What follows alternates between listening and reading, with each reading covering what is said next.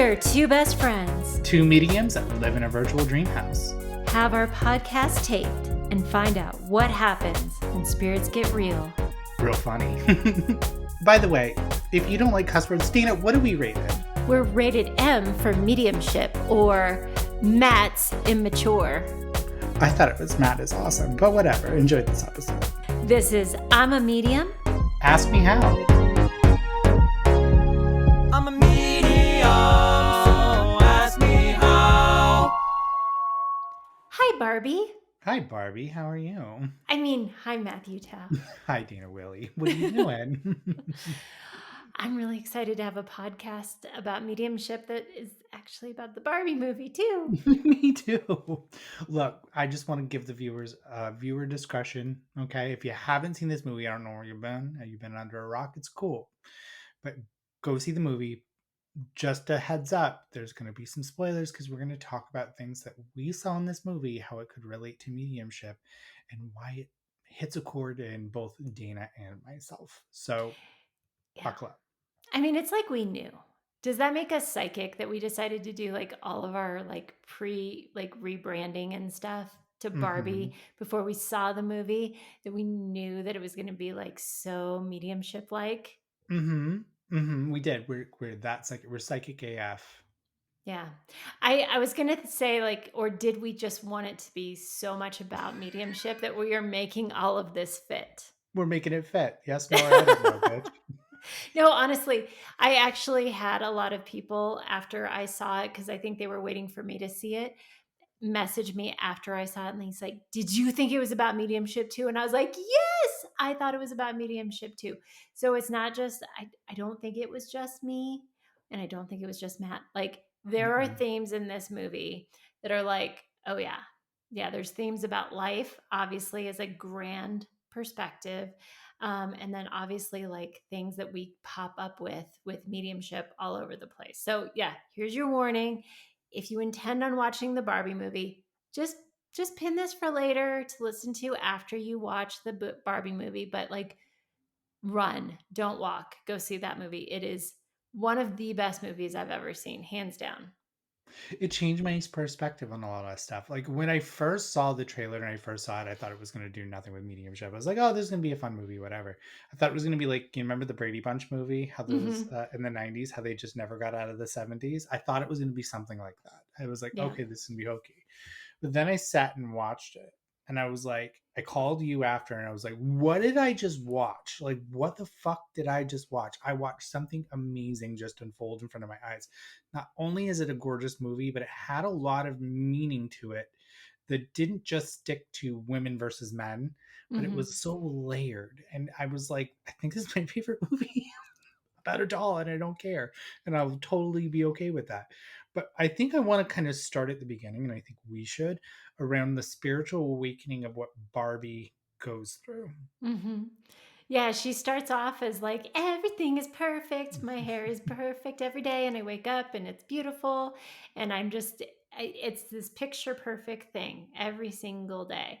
And one of my favorite parts of the whole movie, and this is when I knew it was going to be about mediumship, and I just cackled laughing, and I broke out cackling laughing through the whole movie. But they're having this whole dance sequence, and everybody's having the best time ever, and she's like, yeah, dancing, I'm having so much fun, me too. And then she stops and she's like, do you guys ever think about dying? And it was like record scratch, everybody stops and she's like, just kidding, I'm having fun too.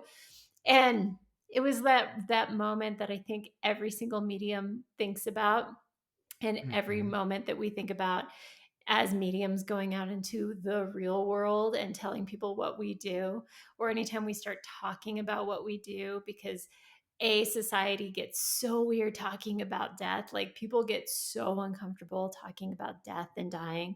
But then you tell people hey, I'm a medium, and they're like, oh, you're freaking weird and this is uncomfortable. Can we talk about something else? So it was, oh my God, that was so freaking hilarious. That was really relatable. It was really, I can imagine being in a crowd or being around normal people that don't think about this stuff or have any consideration to it, that think it is some sort of gimmick or charlatan where you're like, anybody think about mediumship? And you can just hear the crickets go off. Like, I thought that was totally relatable. And then to turn around and have to like mask yourself for other people's comfort Mhm. around what you do or around what you're feeling so other people can be comfortable. I totally related with that moment where she was like, "Mm, Yeah, okay, and I'm then just you gonna just start continue dancing." dancing again, yep. But I totally get that. I understood it. Yeah, well, and it's that works in a couple of different layers because it works definitely on that, right? Where we have to like go out into society, and we've had other podcasts on that about coming out of the woo closet and just going out and living day-to-day life. We've even talked about stories where, we go to the car rental counter and they freak out because you say, "Hey, I'm a medium," and they like freak out. So it's hard to just be Hmm. us in the normal world, right? So it works on that layer, but in the perspective of the Barbie movie, the way that it works out in the Barbie movie that's kind of interesting is like this is kind of her awakening piece in the movie where she kind of realizes that it's not just day to day, everything is beautiful, everything is great. There are different layers to life, even in Barbie world. And all of a sudden, the next day, she goes from like everything is beautiful, everything is perfect to like, oh my God, now my hair isn't perfect and I feel uncomfortable and it's like hard to get out of bed. And all of a sudden I'm feeling my muscles hurt. And you understand that like life ends. And Hmm. there's something that happens when you understand like, oh, I saw a new layer of life by seeing that death happens. Hmm. And she knew a lot more than the other Barbies by that experience. Mhm. So it really altered her. And I think that's what mediums can relate to in that moment is I feel like it continues on and you know that you are seeing or experiencing through the stimulus of spirit like how different spirits go and all that stuff, and it kind of changes your aspect on how you view every second of every single day. Now it doesn't, I know with her everything started to go wrong, but with the majority of people you kind of have an understanding of what goes right a little bit. Mhm. So I kind of like flipped it where I was like, when I found out I had mediumship abilities, I wasn't so much freaked out, but I almost felt like I knew a little bit more than everybody else and I could understand a little bit more. And it made it even more awkward Mhm. because then you had to prove it. You had Mhm. to prove what you believe or what you thought or what you experienced. So I totally understood that. But I also like the scene where she goes and she tells everybody, and when she's walking on the beach and she gets the flat feet, there are other reactions of how her having flat feet, which was normal, and like how much they freaked out and the pretend throwing up. Like I like it. That is how some people react when you tell them you're a medium or that you've experienced this. They freak out. They don't know how Mhm. to handle it. It's not in their mental capacity to understand that I speak to dead people and they'll really get uncomfortable around you, or they'll tell you to hide it. Mhm. Or being even changing, right? Like even the Hmm. perspective of being different from everybody, which you kind of just touched on, but like even for us, the how uncomfortable it is for us to change. And like obviously from the perspective of like Barbie feet, like she's got to walk different, right? But like how weird it is for us to change and be Hmm. something different. And then not only is it hard for us going through this change, but getting the perspective of the peanut gallery of people watching us and having their perspective then put on us. Because a lot of this in the Barbie movie is not just the perspective of the first person, which is about Barbie, right? But it's about how she's perceived by so many people, how there's pressure on her to be a certain thing or a certain way. Um, there's Ken and how he wants attention from her and how he perceives her a certain way. And then when you change, how that pressure gets harder and how there's this expectation to be something that you no longer are. Hmm. You know what's really interesting now that you mentioned Ken is it's a really good representation of mediums in the community with shadow work, Mm-hmm. right? So Ken has not done that shadow work where Barbie's currently going through it to come out to the other side. And by the end of the movie, she has a realization that we're not going to completely spoil, but there is realizations that she's having because she's doing the work and she's working through what she's going through, but he refuses to look at it. So his perspective on a lot of stuff is very narrow, and it's only based on very like surface level experiences as of whatever he has, because he doesn't have that, I don't want to say maturity level, but for Ken maturity level, but for other mediums maybe just not that understanding or experience yet to push him into maturity, into finding out the things that are um, an opportunity for him, and he's really insecure by that. And Mhm. by Barbie being herself and going through that, he can't understand of why there's no connection or why there's no interest in him. Same thing goes with developing mediums who refuse to do that work. They don't understand that other perspective, and it can almost be like threatening. And he took it to a Mhm. threat level, Yeah. and it's very threatening to other mediums that are like, and I'm going to just use this as an example, that if I'm walking around being like demons aren't real, some people actually find that very threatening. Like, it's, Mhm. what are you telling me, this ultimate evil doesn't exist? You must be crazy. Well, I've done the development work by going by my own experience to never encounter that in hundreds of readings. And I've just gone by my own experience and I haven't labeled it something. So I'm not saying that I'm more advanced than any other medium, but I have a more an understanding that's more of a personal perspective, that I had to Mhm. do a lot of work to get there because I started out like that, where Mhm. I was like, everything is evil. And then I got a little bit more self awareness going Mhm. on that pushed my development a little bit further to get, I don't know, clearer evidence Yeah. or unbiased evidence. Let me reword that way. Well, it's interesting because you see both of their character arcs, right? You see Barbie's Hmm. character arc, and Ken has a very significant character arc as well. But I think Barbie goes, like you said, kind of into the shadow work, like internal um, growth thing, right? Whereas Hmm. Ken looks for outer validation for everything that's going on with him. He's looking for Barbie to validate him. He's looking for the other Kens to validate him. He's looking for all of this stuff outside of him when he doesn't believe in himself. Hmm. Whereas Barbie's looking for that internally. You know, again, not to be a spoiler alert, but at the end, there's this whole point where she didn't have to have her mind shifted because she was already strong within who she was and what she believed in. Right. And this isn't to bad talk the community, but that happens a lot in the community where insecure mediums seek out validation from other mediums to tell them that they're good. But if you're doing the work the entire time, it shouldn't matter what somebody else thinks about your mediumship. It all just goes within. Like, how do you feel about it? Do you Hmm. feel like there's more room to grow?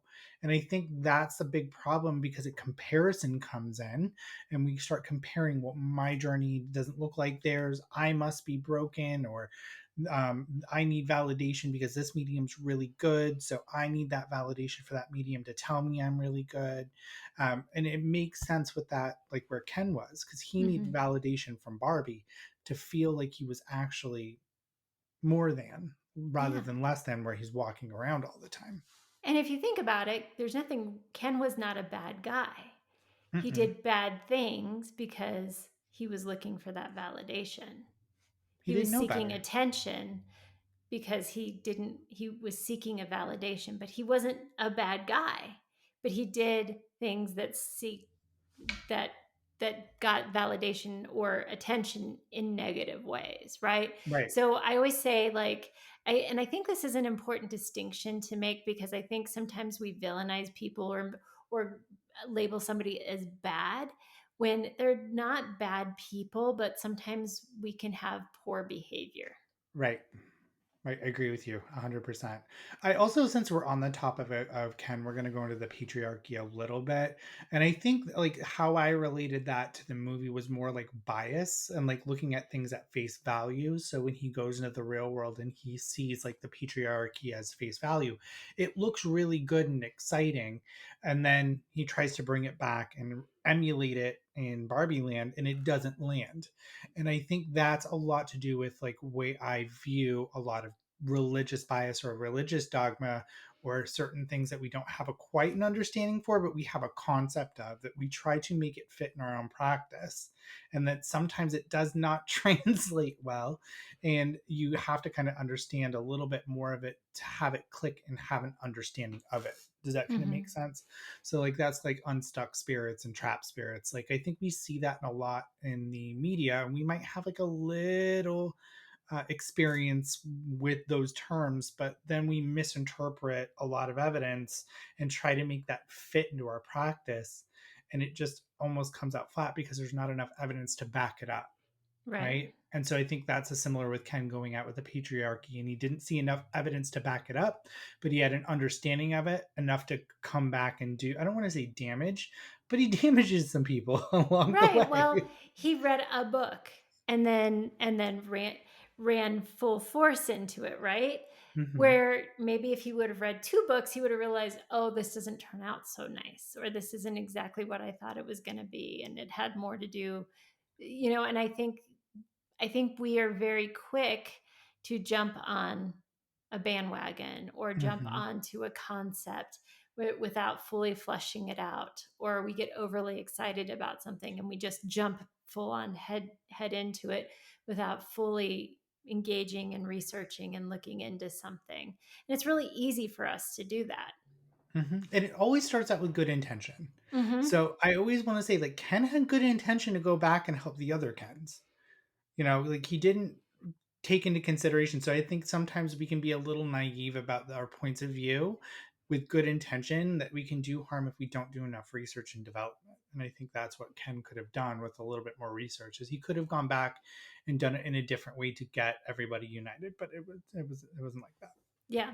Well, going back, we went from the very beginning of the film to the very end of the film. So, We're bouncing there's a around, kids. lot, there's so much in the middle. One of the other things that, was really cool to me is, well, let's talk about Weird Barbie. We got to talk about Weird Barbie. Like, this is what happens when you get played with a little too hard, right? Like, Hmm. Weird Barbie was one of my favorite characters. And, we talk about a lot with what brings people to mediumship development or to mediumship abilities or awareness that, hey, I've got this.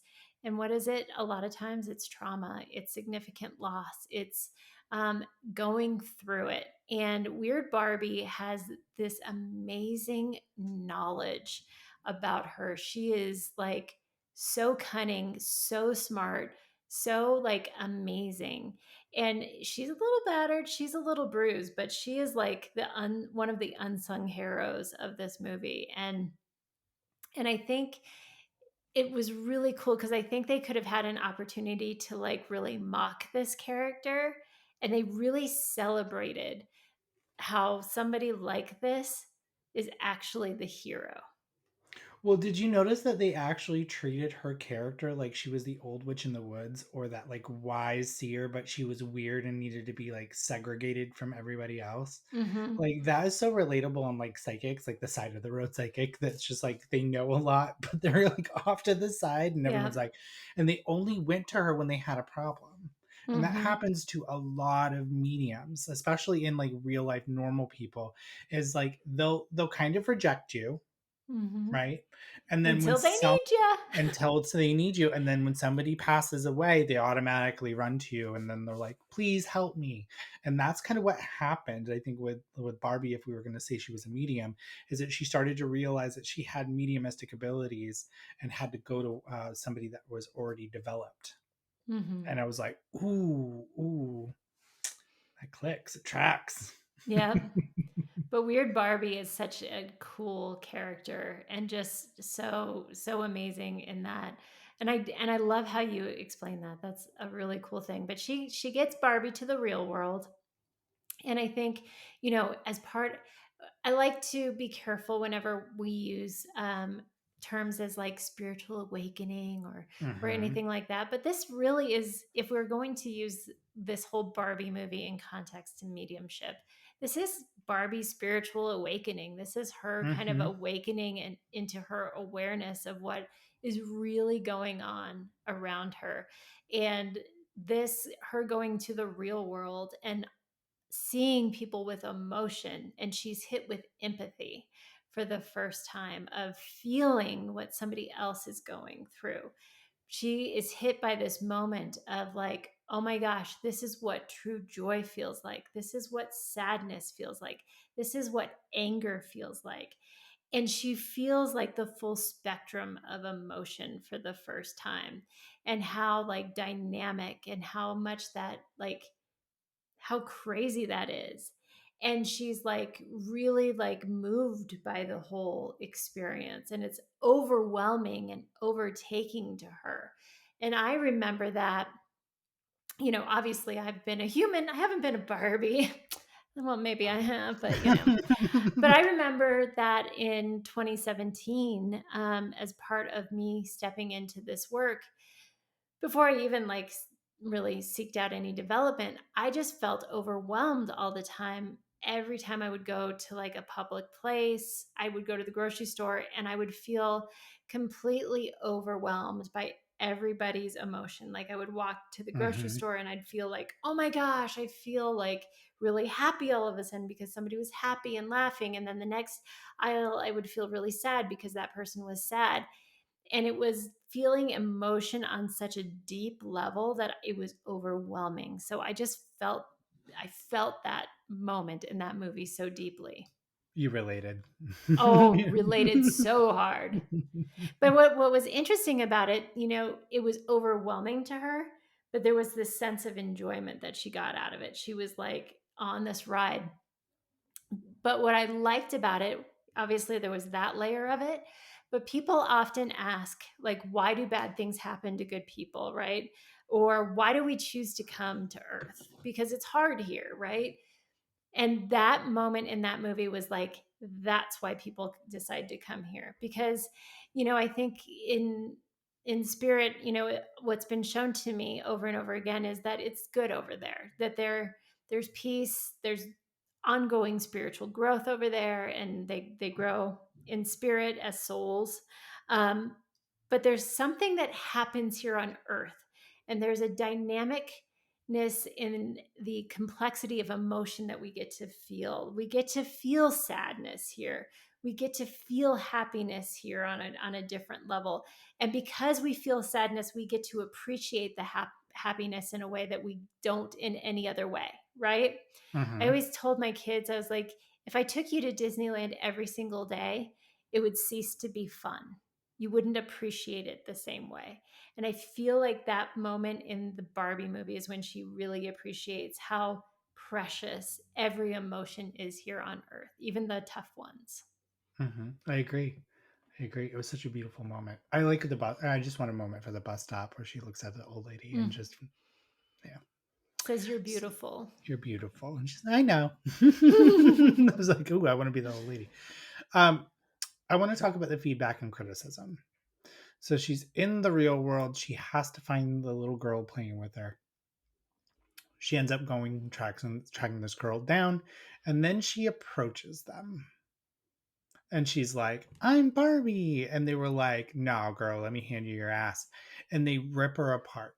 I related to that in so many levels of what it's like to be your authentic self, to be happy with your authentic self, and have somebody tear you down because they're a skeptic or uncomfortable or in a different religious point of view. And you know your truth, but it doesn't seem to be enough for somebody else. And that was like very hard for me to watch, where I was like, I know what that's like. I know what that's Mhm. like to have somebody, especially somebody that you think you're close with, go, no, I don't want anything to do with you anymore. I hadn't wanted to do anything with you in years. And I was like, ooh, Ouch. that got me. That got me. Hmm. Especially when you have this expectation that we have this connection, that we mean something to each other, Mm-hmm. and to be dismissed and not accepted. Mm-hmm. So let's talk about Gloria. Hmm. Oh, sweet Gloria. I think one of the best characters I've seen written. America Ferrera did amazing with that character. But her speech and the way that she would draw her Barbie in the office, and then Barbie Mhm. would emulate that. I was like, that's total fucking spiritual something's going on, because she was emoting her emotions into her drawing, which was affecting Barbie, which Mhm. was really interesting. That was really cool. This symbiotic, I guess, Hmm. nature of their relationship, because obviously Gloria's actions were affecting Barbie, but Barbie really needed to come to help Gloria and Hmm. really Gloria's changed Barbie and Barbie changed Gloria. And Barbie was clairvoyant. Mhm. Hmm. Like, could remember Gloria playing with the doll, Mhm. could understand and feel memories. So it was a lot of mediumship going on right there, that even though Gloria was alive, by just referencing memories, she was able to pick up on like moments of empathy and moments of emotion that could unlock. Same thing that we do as mediums. Now, it's not going to be vivid like that, but it's going to be like we're getting little hits of people's memories and their lives and emotions. So Barbie was channeling. I just want to say Barbie was channeling. But the speech, Oh, the speech. I took so much out of this speech. And I know it's about women, but I took it a lot out as a medium. What are your thoughts about the speech? The speech was really cool. There was a point. Well, you say the Hmm. speech. Okay. So I won't say entirely, but I'm going to pull out the things that I resonated with, if you don't mind, because it is a very, very long speech. Mhm. So you have to be thin, but not too thin. You can never say you want to be thin. You have to say you have to be healthy, but you have to be thin. You have to have money, but you can't ask for money. And then, because if you do, that's crass. And you have to be a boss, but you can't be mean. And you have to lead, but you can't squash other people's ideas. And you're supposed to love being a mother, but you can't talk about your kids all the time. And you have to be a career woman, but always be looking out for other people. You have to answer for men's bad behavior, which is insane. And if you point that out, you're accused of complaining. And you're supposed to stay pretty for men, but not so pretty that you tempt them too much, or that you threaten other women, because you're supposed to be part of the sisterhood. You always have to stand out and always be grateful, but never forget that the system is rigged. So you have to wait to find to acknowledge it and always be grateful. So I took a lot from this speech. Okay. And so what I took out of this, and this is my personal experience with either the mediumship community or the way that people view them, is right. So you have to look a certain way to be a medium, right? You can't necessarily be outside that box. Like, you have to be the angel feathers, or you have to be this old white man in a suit that has a British accent to be considered legitimate. But if you fit outside that mold, you're considered that. Then I took the next line is, you have to have money. So we have to give this gift for free. But if we ask for money, we're crass, right? So you can't put a price on your gift. But if you do, it's rude to ask for money, because a lot of the general public thinks that it's a gift and it should be given back for free. How am I going to pay my mortgage, Linda? How am I going to pay my mortgage? So then it goes to, you have to be a boss, but you can't be mean. So you can be a medium, but you can't have any other emotions other than love and light. Like, a huge, huge, huge, huge hit for me. You have to lead, but you can't squash other people's ideas. So you have to stand in your conviction, and you know the truth that demons and trapped spirits are not real, and all this spooky stuff that Hollywood is, but you can't say it against it, because it's a system, and it's a system that's rigged, because that sells, because it's fear. So I was Mhm. like, and fear sells. So you have to acknowledge it, that it's there, but you can't say that it's not real, even though you know it's not. And then you have to lead. You have to be a boss, but you can't be mean. I said that one. You're supposed to love being a medium, but you can't talk about mediumship all the time. But you have to love being a medium, and you have to be a working medium, but you always have to look out for the other mediums. That was huge for me. And then you have to acknowledge the other medium's bad behavior, but you can't point it out. And if you do, you're considered difficult, and you're a complainer, and you're supposed to stay a certain way for the general public, but not so like out of the box that it deters other people away. like huge. The speech was so huge that you literally could take woman and incorporate it as medium. And that is exactly what it's like to be a medium in the working community. You have to be a certain way, but you can't be too much or too little. You can't charge for your readings, but you can't pay your mortgage. I was like, this speech just literally changed my life. It meant a lot.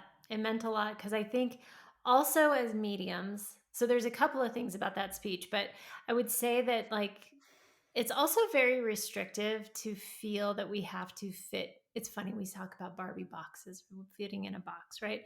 Barbie box. But I feel like we all feel like we have to fit in some special mold or some special box to do this work. Much like many women. So I'm going to speak on this as a woman. Mm-hmm. I think as women, and that's obviously that's original speech is about being a woman, and Correct. it's hard being a woman in the world, and that we have to be a certain thing and show up a certain way constantly, otherwise we are deemed not okay by society. And mediumship is much the same way. If we don't do it a certain way, or we breathe wrong, we're dismissed by our peers, we're dismissed by society, and it's really hard. It's really hard. So I think that having some grace for ourselves and knowing that in the end, as women, first off, and as mediums, we don't have to fit in any box. And I Mm-hmm. think that there was a reminding of like not limiting ourselves and knowing that we don't have to fit in any type of box to be accepted or to be real or to be exactly who we are. I think that was really important. Going into the speech, however, the part of the movie that was really interesting, because we talked about Barbie's spiritual awakening earlier on in the movie, and that there wasn't a reason why she needed to hear this speech. She knew all of these things already. She wasn't under the voodoo, if you will, of Mm-hmm. the Kendom at that time. But all of the other Barbies were, and they needed to be kind of taken away from that, and they needed to hear this speech to kind of remember who they were. And there was something about during Gloria's speech when she's talking to all of the different Barbies, you can see there's like, they wake up. There's like this wake up moment. And what this reminded me of is, for me, in stepping into this work for me, I learned stuff, and I want to be careful to say that I learn every single day that I'm in my mediumship development. But there is a remembering more than anything. I think as I learn things, I'm like, oh, I'm just remembering what I already know. It's almost like an unlocking of remembering, like, that's it. That's it. I have this layering of releasing these things that that I was taught as being a human that I need to release. Mm-hmm. Um, as I step into my mediumship more and more. That's the surrender part, right? The less of me, the more of spirit. So it's that speech was like releasing the societal constraints or the things that we were taught and being like, oh no, that doesn't actually fit. I'm remembering who I actually am. I'm remembering what's actually important. And I feel like that's what happens in that part of the movie that is relevant to mediumship. It's this remembering of like, oh, this was here all along. Because people always ask me, when did you know you were a medium? I had that awakening in 2017, but I can look back now and go throughout my whole life, and I was like, there it was, there it was, there it was, there it Mm-hmm. was, there it was. It's been with me since the day I was born, but I ignored it. Mm-hmm. And it was like Same. in 2017, Gloria gave me that speech, and I went, ah, now I'm awake. I'm here. I'm Mm-hmm. here. I'm aware now. Mm-hmm. I just want to leave with one last part of this speech since we're here. You never get old, never be rude, never show off, never be selfish, never fall down, never fail, never show fear, never get out of line. It's too hard. It's contradictory, and nobody gives you a medal and says thank you. And it turns out, in fact, that you are not only doing everything wrong, but it's all your fault. Yeah. So I just wanted to finish this speech. It's true. Like if we give if we show up wrong, or if we have a bad reading, it's all your fault. Or if we, have a bad day, or have an emotion that isn't in line, how quickly that I've been called out for just being like passionate. Like if I'm passionate about something, I've been called out of being like, you're being mean and rude and angry. And I'm like, but I'm a human. I'm allowed to have all these human emotions, and that's cool. So like I can really relate to that speech in such a hardcore level that it really kind of hit me, where I walked out going, no, I'm gonna be me.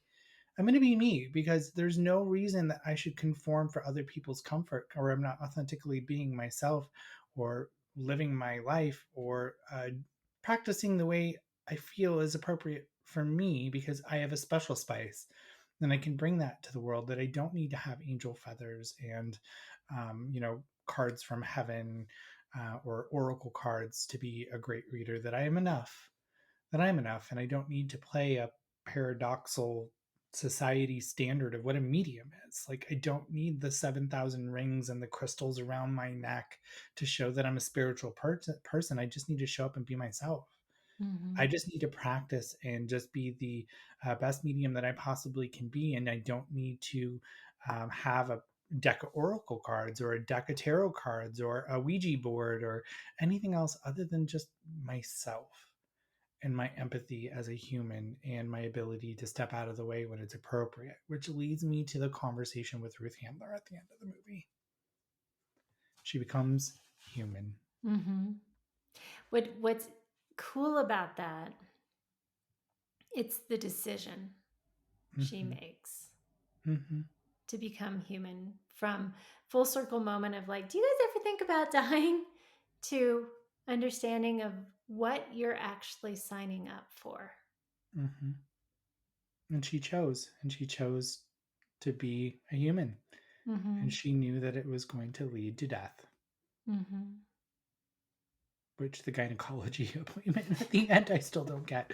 But That's because you're not a it's part, woman. yeah, it's part of being a woman, right? But I get that. But I think that like just that montage of just seeing other women and other women's lives, and what it was like to be a woman, and to really kind of fully accept that that was her transition, was to understand the beauty of it, but also the harsh reality of it. And maybe Mm-hmm. that's why the gynecologist appointment is so important. But please go to your gynecologist appointment. I highly encourage that. Well, but she, I mean, I just don't yeah. get it because I'm not a woman. So, Well, but she also gets the parts officially oh, when she okay. becomes I get a it. woman. Because she didn't have genitalia when she was in the beginning. Okay, that No. makes sense. I get it now. I get You it get it now? now. Mm-hmm. It's always funnier when you have to explain the joke. Um,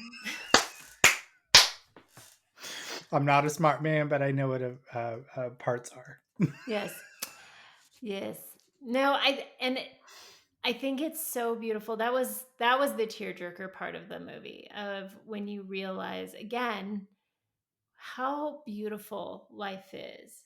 And it's not all roses and beauty and balloons and birthday cake. That being here on earth is disappointment, it is despair, it is loss, but it's all of those things. And It's more. and more. It's Taco Bell. It's Mm-hmm.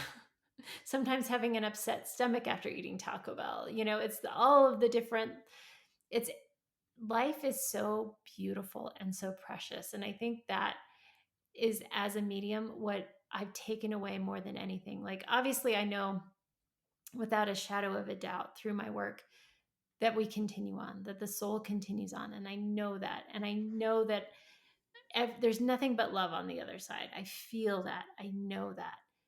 But what has been instilled in me is that we are here for a reason, and our time here is short. And sometimes it hurts. Sometimes it hurts to be here, but it's important that we're here and soak it up. Even the ouchy times, soak it up, because it's important.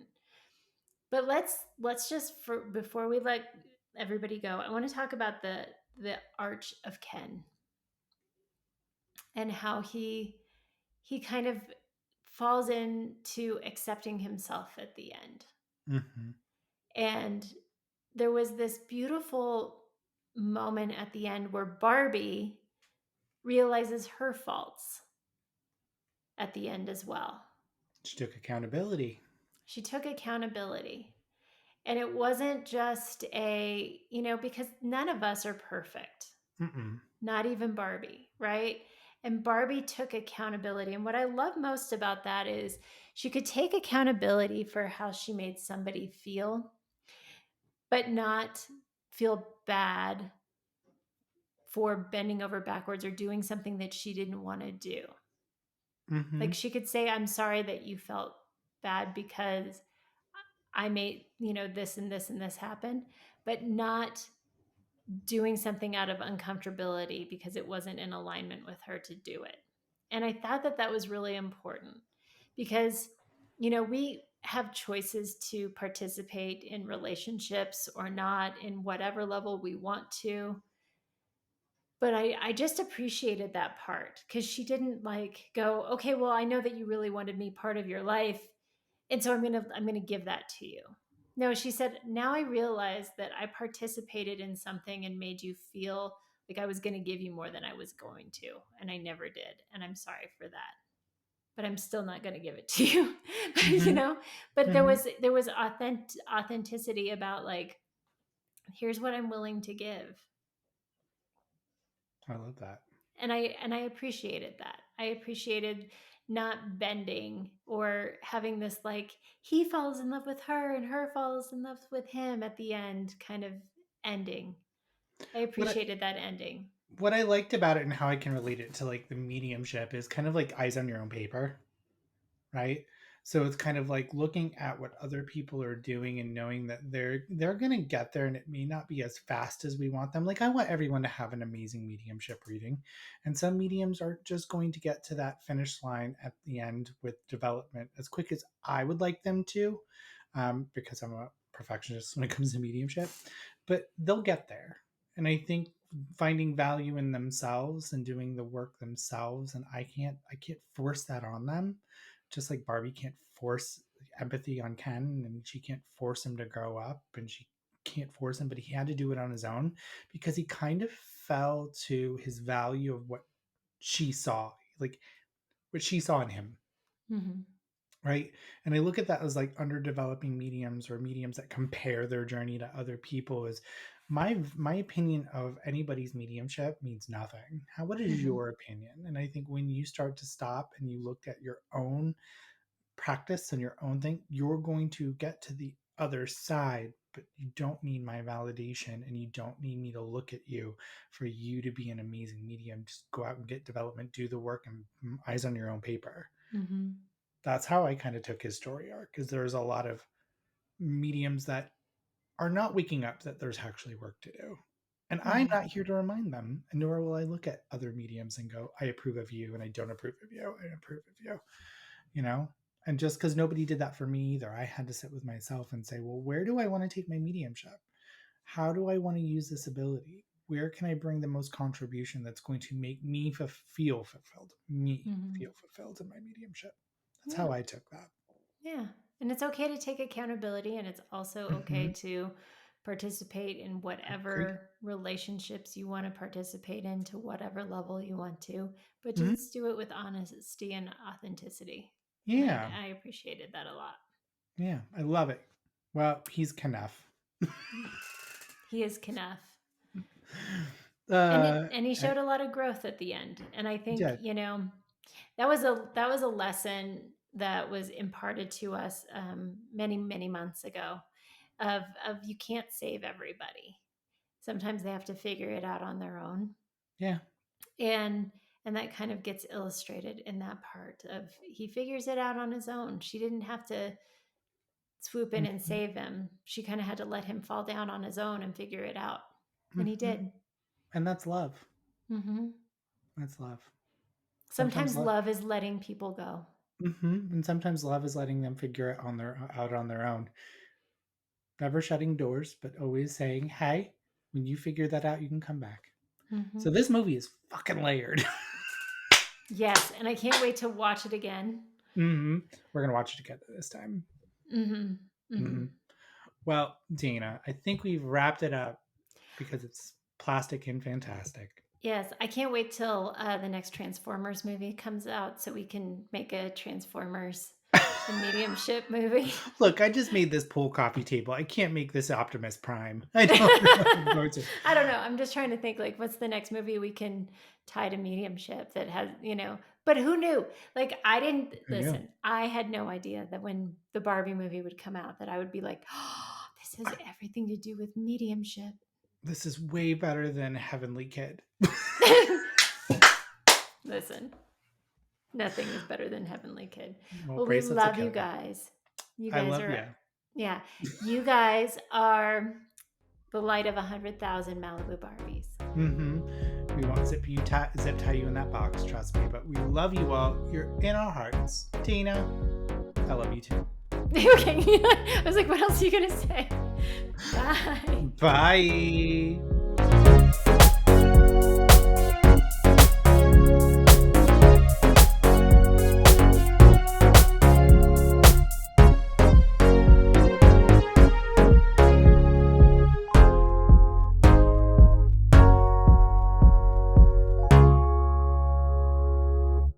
Do you want to come over to my Mojo Dojo Casa House? It's a dream house, motherfucker.